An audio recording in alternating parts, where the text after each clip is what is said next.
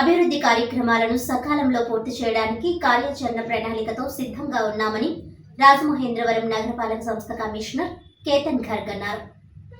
గురువారం స్థానిక నగరపాలక సంస్థ కార్యాలయంలో పాత్రికేయులతో ఏర్పాటు చేసిన సమావేశంలో కమిషనర్ కేతన్ ఖర్గ్ మీడియా ప్రతినిధులకు నూతన సంవత్సర శుభాకాంక్షలు తెలియజేశారు. అనంతరం మీడియా ప్రతినిధులతో మాట్లాడుతూ రానున్న పుష్కరాలకు సంబంధించి 2 పర్యాయాలు ఉన్నత స్థాయి సమావేశాలు ఏర్పాటు చేశామని ఆయన గుర్తు చేశారు. 2027లో జరిగే పుష్కరాలకు ఇప్పటి నుంచే ప్రణాళికాబద్ధంగా పనులు చేపట్టడం జరుగుతుందన్నారు. ఘాట్ల విస్తరణ, కొత్త ఘాట్ల ఏర్పాటు, ఘాట్లకు వచ్చే ప్రాంతాల్లో రోడ్ల విస్తరణ, డ్రైనేజీ వంటి అంశాలపై దృష్టి పెడుతున్నట్లు ఆయన చెప్పారు. రోడ్ల విస్తరణకు సంబంధించి స్థానికుల అంగీకారం తప్పనిసరిగా పరిగణలోనికి తీసుకుంటున్నట్లు ఆయన ఒక ప్రశ్నకు సమాధానంగా చెప్పారు. కార్పొరేషన్కి ఆదాయం పెంచుకోవడానికి తగిన మార్గాలను అన్వేషిస్తున్నట్లు కమిషనర్ కేతన్ ఖర్గ్ చెప్పారు. ఇప్పటికే పెట్రోల్ బంక్ క్వారీ ఏరియాలో ప్రారంభించామని ఆయన గుర్తు చేశారు. అలాగే గ్రీన్ బ్యాండ్స్ జారీ చేయాలని కూడా నిర్ణయించామని, ప్రభుత్వం నుంచి అనుమతి కూడా లభిస్తుందని, త్వరలోనే గ్రీన్ బ్యాండ్స్ జారీ చేస్తామని ఆయన తెలిపారు.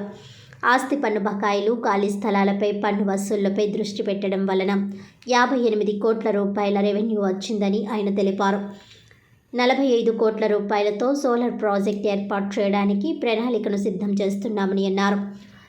Markets, community halls, municipal shops వంటి వాటి ద్వారా ఆదాయం పెంచుకోవడానికి చూస్తున్నామని అన్నారు. కన్జర్వెన్సీ లైన్స్ ద్వారా ఆదాయం రాబట్టే చర్యలు చేపడుతున్నట్లు ఆయన తెలిపారు. 65 నుంచి 75 కోట్ల రూపాయలతో ఇంజనీరింగ్ విభాగం తరపున మౌలిక సదుపాయాల కల్పనకు పనులు చేపట్టనున్నట్లు ఆయన చెప్పారు. పార్కులు, రోడ్లు, డ్రైన్స్, స్ట్రీట్ లైట్స్ వంటి అభివృద్ధి పరచనున్నట్లు కమిషనర్ చెప్పారు. స్వచ్ఛతా సర్వేక్షణలో కార్పొరేషన్ చేస్తున్న కృషికి సింగిల్ డిజిట్ గుర్తింపు వస్తుందని ఆశిస్తున్నట్లు ఆయన చెప్పారు. సమావేశంలో assistant commissioner Venkataramana, SC Pandurangarao, CP Kotaiah, health officer doctor Vinuthna, manager Malik తదితరులు పాల్గొన్నారు. రాజమండ్రి మహేంద్రవరం మున్సిపల్ కార్పొరేషన్ తరఫున నూతన సంవత్సరంకి అందరికీ మన ఆఫీసర్స్ తరఫున ప్రజలందరికీ, ఇక్కడ ఉన్న వాళ్ళు విలేకరుకి అందరికీ కూడా, మన సిటిజన్స్కి అందరికీ కూడా చాలా చాలా శుభాకాంక్షలు. A very happy new year 2025 to all of you from our behalf, from my behalf. ఇప్పుడు ఈ కొత్త సంవత్సరంలో మన ద్వారా కార్పొరేషన్ తరఫున రకరకాల యాక్టివిటీస్, రకరకాల ప్రాజెక్ట్స్, రకరకాల కార్యక్రమం జరుగుతుంది. దానికి ప్లానింగ్ కూడా మేము చేస్తున్నాము. సో ప్రతి ఒక్క వింగ్ కూడా మీరు చూస్తున్నారు. ఇప్పుడు రెవెన్యూ కానీ, అదేవిధంగా పబ్లిక్ హెల్త్ కానీ, టౌన్ ప్లానింగ్ కానీ,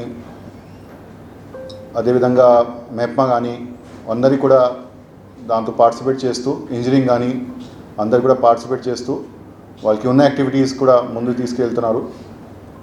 సో మనకి ఫస్ట్ ఆఫ్ ఆల్ ఇప్పుడు పుష్కరం కూడా ఒక మేజర్ ప్రాజెక్ట్ 50 రోజుల్లో, ఒక 2.5 years తర్వాత. దీనికి కూడా ఇప్పుడు అడ్వాన్స్ ప్లానింగ్ ఆల్రెడీ స్టార్ట్ అయింది.